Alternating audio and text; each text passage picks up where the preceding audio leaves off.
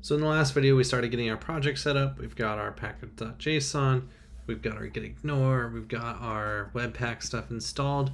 Now I want to start focusing on the structure of our project. So first thing I'm going to do real quick is just make an HTML file. And we're going to scaffold it with our general stuff here. And now our JavaScript is going to be a little different. In projects nowadays, like a real complex project, you're going to have a source folder. That's the kind of convention nowadays. The idea being that this is going to be the source of your project, the source files. And so we're going to go inside here and make a JS file, an index.js file. And that's going to line up with this main, but that doesn't matter too much. This is just saying, hey, this is the name file. It's the primary entry point of our project. And now the other thing we're going to do is we are going to set up a Webpack configuration file. So if you take a look at that link for getting started, there's a spot called using a configuration, and it gets you set up to go. Essentially, your configuration is this file called webpack.config.js, and I'm going to explain kind of what's going in here, but we're just going to copy and paste that file. So webpack.config.js, and it's going to do some stuff here we haven't seen before. It's got this const path equals require path, and then this module.exports thing with an object in it. So let's go one at a time. The require is a common JS thing that was brought into Node, and it's a way of doing modules before we had native JavaScript modules. So it's still the convention to do this for our Webpack file, but this is the only spot we're going to do this require stuff. Module.exports basically is for Webpack to export this stuff to make it available to Webpack, and inside here we've got some keys and properties.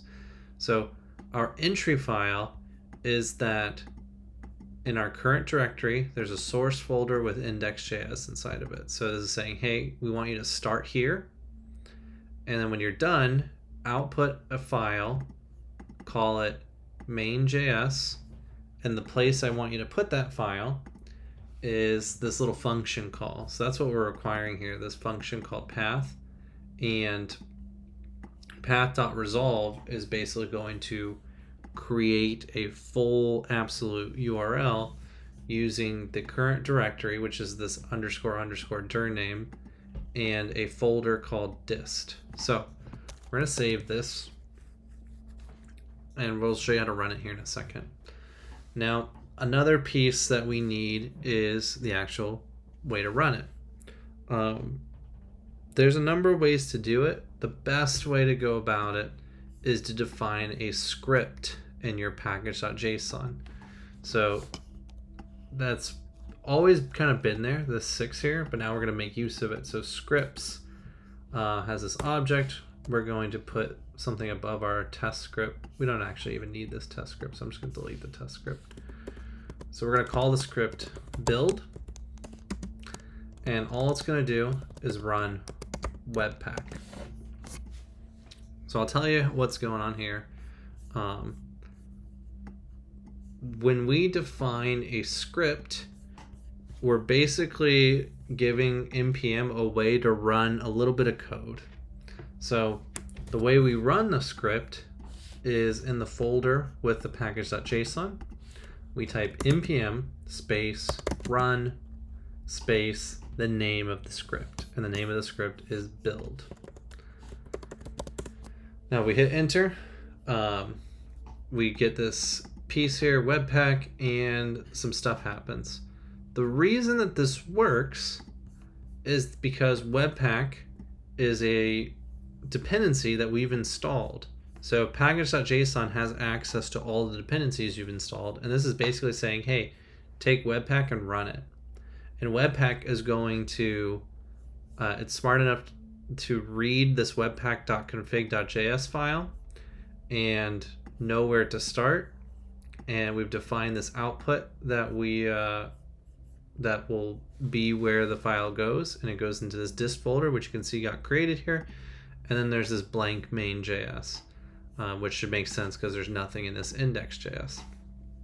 So it's a lot of setup, but we're finally here at the end. So now that we have this dist folder that gets generated, the last thing we want to do is also add this to our gitignore. The reason being is that this folder can also just be generated from our source files. So there's no reason to commit this file as well. And now we essentially have our full setup.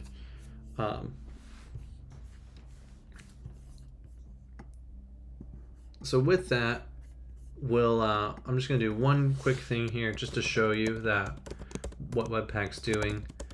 Webpack is taking this entry file, it's processing it, and it's going to output it to this dist folder. So we'll go ahead and run that command one more time. And if we open up this main.js, this console log carries over. Now that might not seem super impressive, but we'll get into some more impressive stuff here in the next lecture. So thank you for watching, and I will see you soon.